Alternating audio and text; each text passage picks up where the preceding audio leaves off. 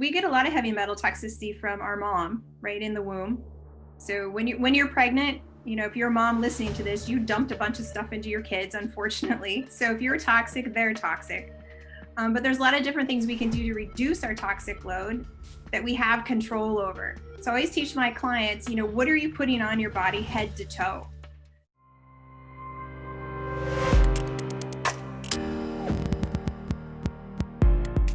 Laurie Hammer, welcome to the Keto Camp podcast. Hello, Ben. Thanks for having me. I am excited and grateful to be with you today. I love your energy. I love your knowledge, and I just love who you are.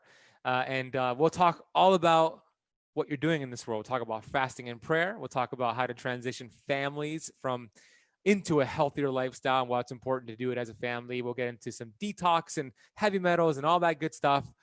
But before we do, I'd love for you to share your powerful story of how you ended up in this place. Wow. Okay. So my story started back when I was just a little girl. I grew up and I had a mom who was she was sick all the time. I don't ever remember her being well. And so growing up in that environment, I thought, I need to fix her. I need to find a way to prevent this, so other people don't have to go through the same thing I did as a child. Because I would stand in the doorway of her bedroom and look at her just to see if she was breathing. So that passion for seeking health or seeking wellness started as a child for me. I didn't understand it back then, but I knew that there had to be a better way than what I was seeing my mom go through all those years. And so we fast forward and I ended up in nursing school, and I thought that would be the way that would fix everything. I'd just be a nurse, and I have such deep respect for the nursing profession. But I soon discovered that really wasn't the model that I wanted to go after. I wanted to be on the first side of it to prevent people from having to need that nursing care, right? And I realized that my mom didn't get well through the medical care, and so I needed to find a different way. And at that time, I was so deep into an eating disorder. I had spent 12 years of my life with bulimia. That was my coping mechanism, just from all of the family dynamic issues with my mom being sick and, all those kind of things that go on in your life. And so I realized I couldn't finish nursing school because that wasn't my passion, and I was just so sick. And so my first dive into the alternative health world was my psychiatric nursing professor. She sent me an article. She said, Laurie, you need to check this out. It was from Julia Ross out of Recovery Systems in California. And it was an article on you're allergic to what you're addicted to. And I was addicted to food. I was bulimic. I binged and I purged all the time. And so I checked it out. I called out to Recovery Systems and I went out there as an outpatient because I could not get into an eating disorder program in the United States anywhere because I wasn't suicidal. I was at a good weight. I was exercising. I mean, there's so many things that were good in my life, but I kept ending up in the ER because I was slowly killing myself, but yet I wasn't suicidal. I don't know if that makes any sense or not. But anyway, so I went out to Recovery Systems as an outpatient. And I learned that I had celiac disease. I had a yeast overgrowth. All of my neurotransmitters were off. So I was deficient in serotonin and GABA and catecholamines and you name it, my blood sugar was dysregulated. And so I was able to be put on a program to nourish my body as it had never been nourished. The amino acid therapy that I did cut my cravings just like that. And my binging stopped. My addiction to food stopped. And then I was able to start renourishing my body in a way that it had never been nourished before, and understanding what it meant to have celiac disease, understanding what it meant to have candida, low thyroid issues, all those kind of things. So that was my first deep dive, and that took me pretty deep for a really long time. And then I got married, and fast forward, quite a few years, I ended up with a cancer diagnosis. And my son had celiac disease, and then I had my cancer diagnosis. And I was the healthiest person I knew. Like, how could I get cancer, right? I've done all these wonderful things with my life. I take the right supplements. I have the right diet. My family life is good. My daughter at that time was 5 months old, and everybody was shocked. So if Laurie was doing all these good things, obviously what she's doing isn't working for her. Well, I knew then I had to dig deeper, right? But before I could dig deeper, you have to deal with the cancer. And so it was pretty devastating. And I never expected that diagnosis. And so I went to, you see the oncologist, you see the surgeon, and then they do a PET scan on you. And I had a week between the time I was diagnosed until I had my PET scan done. And in that week, I will tell you, Ben, I did so much soul searching and spent so much time in prayer with the Lord. Like, how did this happen? Where did this come from? And I had so many people praying for me. And I was able to go to a place with the Lord and with the Holy Spirit that I was never able to go to before. And when I had my PET scan done, I didn't know what it would show, because I had a really rare and fast growing form of cancer. And they expected it to be everywhere in my body. And they were just deciding, trying to figure out where it was and then to make the game plan from there. And anyway, so a week later, when I got the results, the cancer wasn't anywhere. Like, it was totally wiped out of my body. What should have been everywhere, because it was a level 4 out of 5 when they removed the growth that I had on my leg. It was a level 4 out of 5. So that should have been everywhere. And it wasn't anywhere. And so I knew that I was healed to that very marrow of my bone. Like, it was gone totally. And I had confirmation after confirmation from the Lord in all of that. And if I told you some of those stories, some of your listeners would be like, that's a little kooky. But if they want to catch the whole story, they can go to my cancer story on my YouTube page if they want. And I share a couple little things there with them. But what's your YouTube page called? Take Back My Brain. There you go. Yeah. So anyway, the Lord healed me from cancer. And then I had all these open doors to dive even deeper. So my paradigm shifted and said, why did I get cancer? Because there has to be a reason, right? You just don't all of a sudden have cancer. There has to be a dysfunction, body, mind, and spirit. And so I dove into all 3 of those areas. And one area that I never addressed before was heavy metals. So I had a lot of heavy metal toxicity. And our mentor, Dr. Pompa, that was the first time that I had ever was introduced to him, was at that point in time. And that was long before, that was 13 years ago, before all of the, the true cellular detox and everything that we have going on now.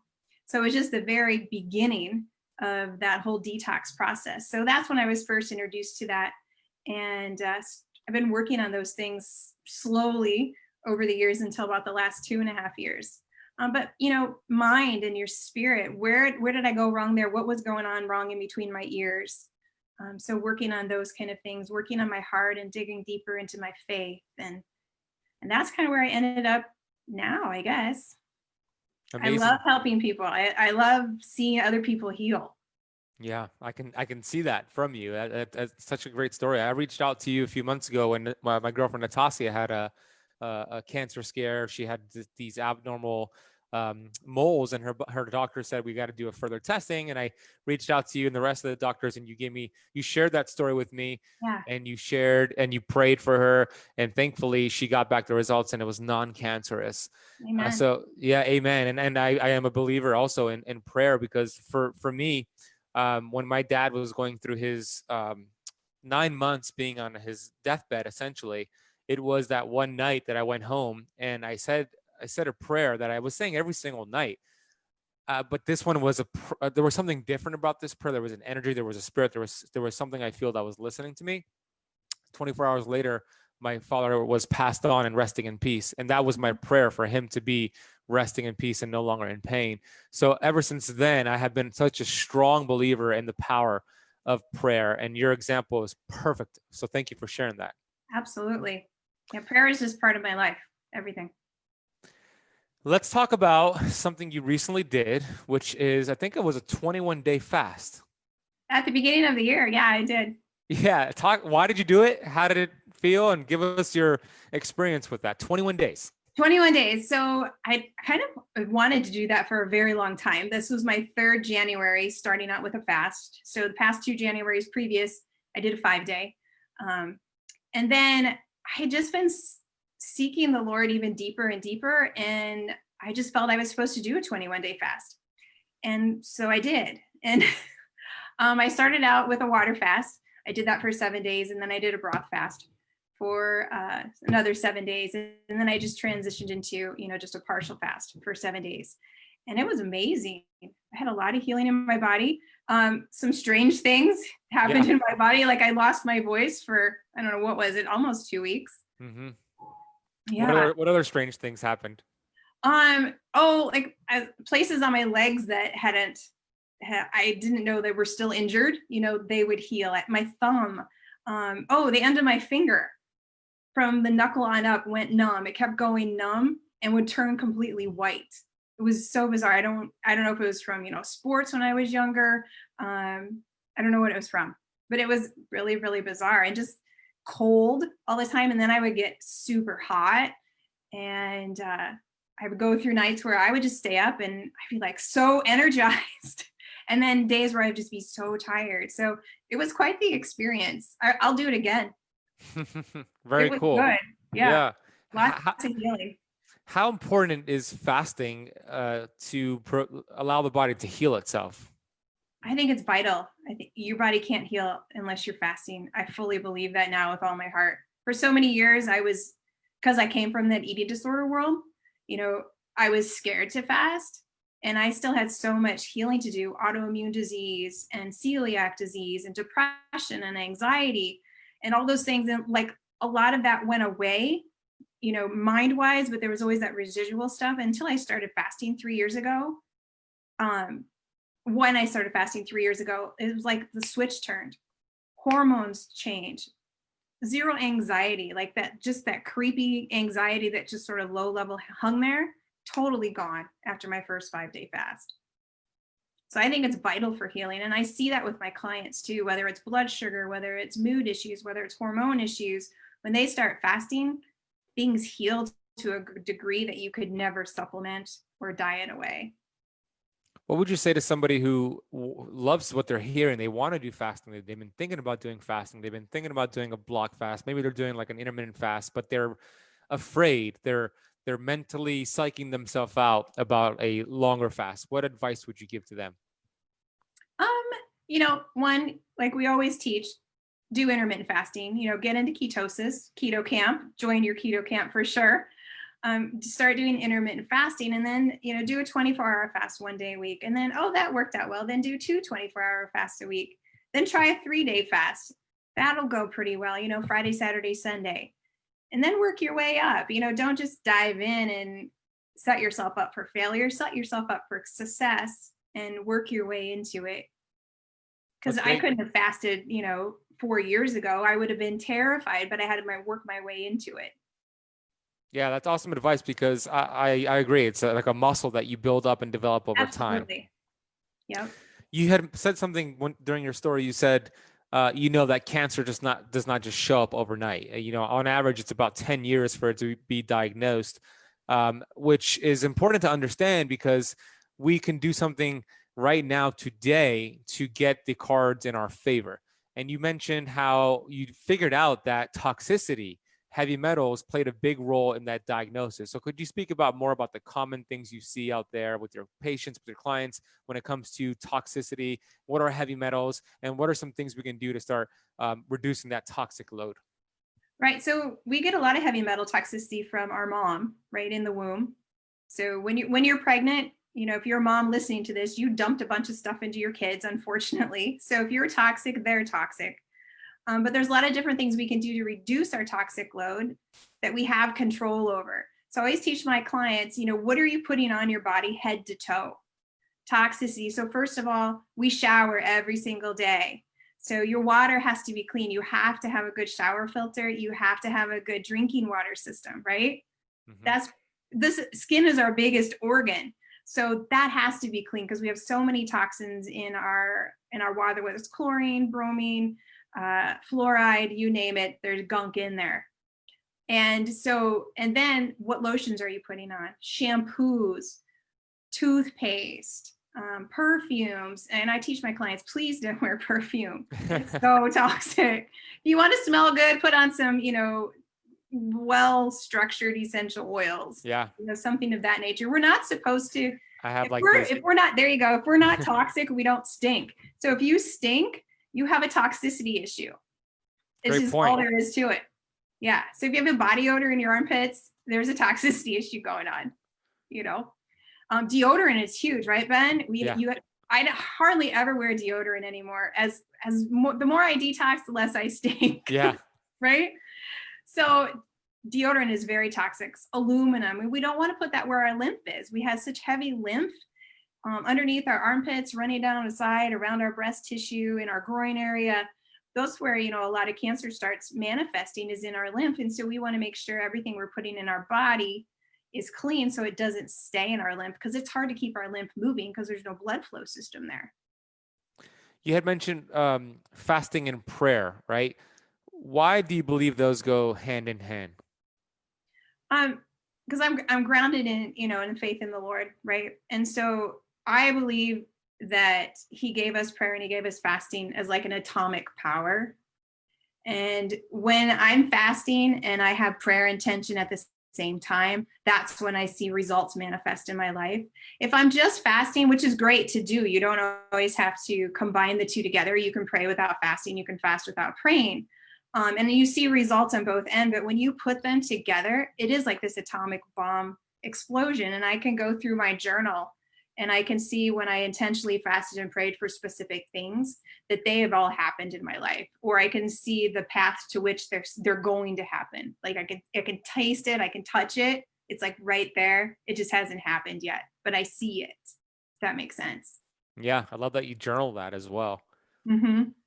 Let's talk about families. Right now, we're in the quarantine, and there's a lot of families who are together. And unfortunately, the foods that are readily available are those processed foods that are packaged, that are full of junk. So, what are some ways? Because you're a mom and you teach your clients who are parents as well, how to transition the entire family, the household, into a healthier household. So, how do you do that? What are some tips? Right. Well, first and foremost, you don't announce to your family, we're going on this journey and we're going to eat gluten-free now, or we're not going to have any sugar. Don't announce that. Because then you're going to get a lot of kickback. Your kids are going to hate you. They're going to complain. Your husband's going to want to know where his Oreos went, So that's why I teach my clients, don't announce it. Just start making some transitions. So if you think your family is sensitive to gluten, which most people are, right? And we want to get those grains out. We want to get that glyphosate out. And so you just stop buying things like, or you switch your product. Hey, we're just going to try this bread for now. And then we try a different bread. And then all of a sudden we don't have bread. And we move to, say, some like Siete, or what is that good brand of tortilla? Siete tortillas. Yeah. We have tacos, right? We're just trying some new things, see what we like better. And as you slowly transition your family, and you just start buying some organic salsa as opposed to the salsa that's toxic, that has a lot of sugar in it. You start buying some organic vegetables. You just don't announce it. You start buying the grass-fed cheese instead of the cheese that's not grass-fed and organic. So you just slowly transition into those, because everybody has a budget. Everybody needs to decide what's a priority. And I guarantee you, if you don't have the other stuff in the house, over time, people will just start eating other things. Kids will gravitate. They honestly will. If you give them the option, they will gravitate towards meat and cheese and fats. That's what they generally like if you don't inundate them with sugar. So you just start slowly kicking it out. You buy a better chip. You don't buy the Oreos. You just, you decide to make cookies, and you buy the ingredients to make cookies. You make it a family event instead of, just grabbing stuff off the shelf. It takes more time, takes more forethought.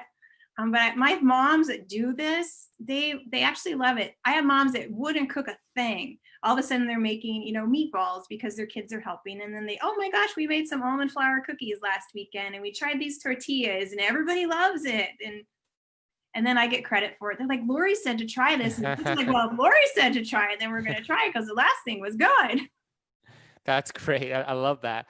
And what about like some specific ingredients for parents to look out for? Because I know a lot of parents, they are not well versed like you and I. We know what specific ingredients. They might look at the front of a label and it looks healthy. The marketing is fantastic. So what are some things, some ingredients to look out for moms to know about?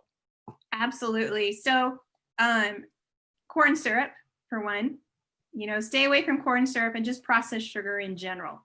if you're going to buy something with sugar, and as you're transitioning, I fully expect that you are, look for, organic cane sugar, and then move into maple syrup and honey, and, then, do a lot of just fresh fruit kind of stuff. Oils is huge. As you and I know, Ben, the cell is the cell membrane, right, is where life and death begins. And so when we're eating bad fats, and this is why I hone in on my moms, is we have to start buying good fats. So no corn oil, no soy, no canola, because there's so many health foods out there that have like non-GMO canola oil in it. Especially if you're going to Whole Foods, those types of places, you have to read the back of the label. Does it have safflower? Does it have a sunflower? Does it have canola oil? Those are already rancid in the package. And so that creates sick cells. Our cell membrane gets sick from those. And so we want to make sure we're using avocado oil, coconut oil, butter, ghee, even lard is a good example of a good fat, right? Yep. The fats are huge. So transitioning from, like the processed cheeses into a whole cheese. So if it has more than like 4 or 5 ingredients, you don't want to buy it. Great rule of thumb right there. And if you can't pronounce one of those ingredients, it's also a red flag right there. Yeah. Exactly. Great. So hopefully that helps. I think it does for those who are who have a family, who are mothers who are listening or watching this episode. I want to talk about your YouTube channel and just the brand, Taking Back Your Brain. Why did you decide to call that? What does that mean? Because it encompasses a lot of different things, because we can't take back our brain with just food, while that's helpful. We can't take back our brain just with fasting, while that's helpful. We can't take back our brain with just mindset. We have to combine everything. And so my YouTube channel combines all of those things together, body, mind, and spirit. Because if our brain doesn't work, there isn't anything else that's going to work. We have to have our brain functioning well. And that's what my expertise is to balance the brain, to balance the neurotransmitters, to detox the brain, thought processes. And so we have to take our brain back. Otherwise, we can't function in life. So what are some practical ways to start doing that, to start having better brain function, cognitive function? What are some easy things that they can start doing today? Oh, good question. Good question. One is, we just talked about food. So slowly changing your food, that has to be key. One of the things that I teach my clients, and 99% of the people who come to me, we do amino acid therapy. And so let's assess and see, are you deficient in serotonin? Because if you have obsessive thoughts, if you're depressed and anxious, you need some serotonin support. You need to support that brain with some supplementation, right? Because we can't talk away a lot of anxiety and depression. We just have to boost our brain, and then it magically kind of goes away on its own, a lot of what we're trying to deal with in therapy. So I would say stop trying so hard, stop doing your willpower stuff, and realize that there may be a deficiency there. So acknowledging that you may need some different support than what you've been told you might need. And speaking, it's all about what words are you speaking to yourself? Are you speaking life, or are you speaking death? Are you speaking advancement in your family? Or are you holding things back? You know what I'm saying? So what's coming out of your mouth, and what are you speaking out to your family? So if you catch yourself being grumpy, because we have the power to change our mood. And I talk to my moms a lot about this, is we have that power. So what are you going to speak today? Are you going to speak life, or are you going to speak something different? I'm trying to articulate that well, Ben, sorry. No, I love what you said. Are you going to speak life, or are you going to speak death? Because I believe as well that we get what we think about, all those 60,000 thoughts we think about every single day. And they're sneaky, because it's the thoughts that we're thinking when we're brushing our teeth, when we're walking our dog. It's those sneaky thoughts that really manifest our results. Yeah, because you just change your posture. You stop and you take a few, cleansing breaths. You can choose which way your next word spoken is going to go, your next thought process is. We have so much control, and learning how to take that control back instead of just, spilling our mouth in the moment, or just living in the moment and trying to survive, to getting out of that survival mode, I guess is what I'm saying. To not live in survival mode, but into like thrival mode, if that's even a word. It could be. I love that word. We'll make one up, right? Yeah. Thrival mode. Yes, I It's a love keto camp word, thrival. that. It's true. We were designed, we were created for greatness. We were created for Yeah. thriving, not just surviving. And you're speaking about that. And I saw on your website, you teach those who are experiencing anxiety or experiencing depression, and you teach them these tools to overcome that. So you talked about it might not just be a willpower thing. It could also be a serotonin deficiency. It could be Mhm. because of the diet you're eating. So fasting, I believe, is a powerful way to remove the interference. I know you agree. Removing gluten, that's going to wreck the gut. What are some other things? I'm looking for like practical things they can start doing today to help with this production of serotonin and melatonin and neurotransmitters, all that good stuff. Yeah. So supplement wise, you can, try 5-HTP or L-tryptophan to boost the serotonin. Move, just get out and move, right? Listen to uplifting music. What are you putting in your ears so that you're filling, or listening to an uplifting podcast? What are we filling our mind with?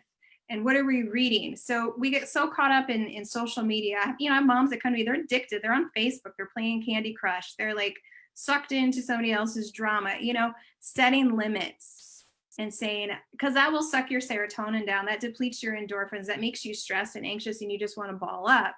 So setting limits on our social media time, setting limits on, or setting parameters, like this is what I have this specific time for me today.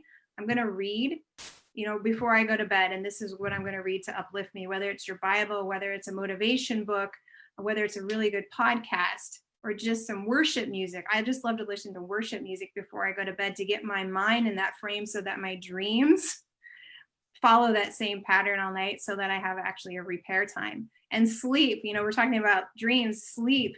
You have to have a set bedtime and you have to have a set wake time. And if you don't, your body just doesn't know how to repair. It doesn't have that opportunity.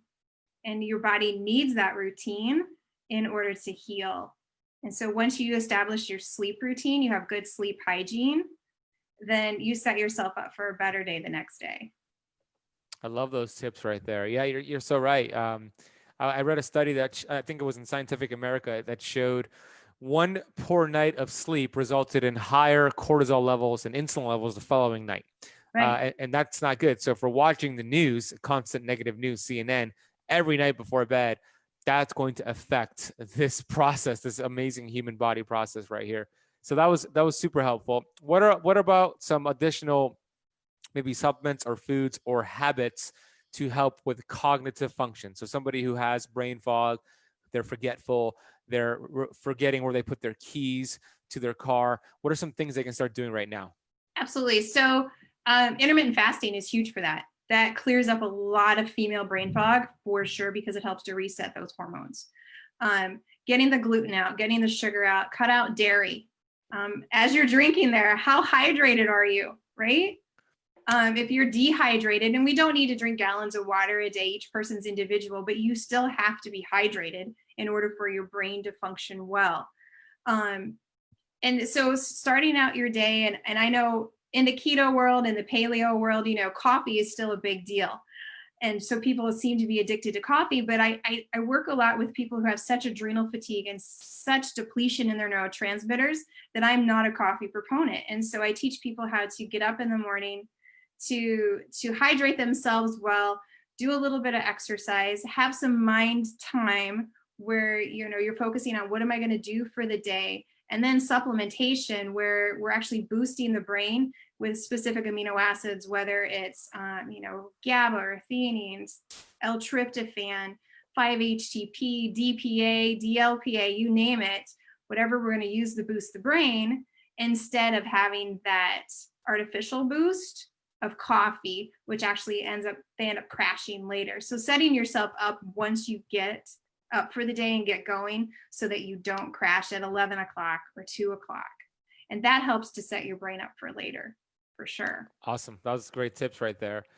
Final question for you here is, out of all the tools in the shed, we have so many out there. You mentioned several that were super powerful. Which one is your favorite and why? I love using amino acids to boost the brain. I think that's my very favorite. I think that's because that's what healed my brain to start with. And so when I was deep into depression and anxiety, and I got those amino acids in my brain, it's like my brain turned on. And I get to see that with my clients. They come into my office or I see them on Zoom. And by the time our first appointment is done, most of them, 95% of them walk out or shut the Zoom off and they already feel better because we tried supplements on them. So it's like magic that happens in the brain. And that's so exciting to me. So And I like, just changed somebody in an hour. that's awesome. So like essential aminos, are you referring to that? Yes. Okay. That's such a great tip right there. Your YouTube channel is called Taking Back Your Take back Brain. my brain. My Take back my my brain. my brain. Your website, what's your website? TheLaurieHammer.com. And then where else can the audience go find your work? I am on Facebook, Laurie Hammer, Take Back My Brain, and I have a private Facebook group, Take Back My Brain, and that's where I am right now. I'm going to put all those links down below. So if you're watching the YouTube video here, it's down below. If you're listening to the podcast, it's in the notes podcast. What are the final words you want to share with the Keto Camp podcast community? That your body can heal. Your body has the innate intelligence when you give it all the right ingredients to heal and to stay well. And if you aren't well yet, like you're on this journey, I've been on this journey for 25 years, right? And I've had an eating disorder, I've had cancer, I've got kids that have been sick, we've worked with, head injuries in my family. It's this whole journey. It's honestly never going to stop for you. So don't think that it will. You have to be super, super consistent. And it takes years to get well, not months. So like I said, I've been on this journey for 25 years and my paradigm keeps going deeper and deeper and deeper. And know that if you feel like you're stuck, you just need to go a little bit further and you're going to find another answer to take you to the next level of health. Beautiful. Laurie, I want to acknowledge you for your work, your authenticity, your faith. I'm grateful to be on this mission with you, and you just show up. You're always so bright. Every time I hear your Voxer, or when I saw you in Newport Beach, you're always so positive and uplifting, and you're always so encouraging with your thoughts towards me and Natasha. So I'm so grateful that you came on the podcast and you shared your knowledge. I think the audience learned so much on how to transition their family into a healthier lifestyle, why fasting and prayer go hand in hand, how the body can heal, heavy metals, how to get back your brain. It was just a fantastic conversation. So I thank you for coming on the show and for showing up in this world. Oh, thanks so much, Ben. It was so much fun. And I can't tell you how much I appreciate you. You're Thank you, an Laurie. inspiration and close to my heart. Thank you.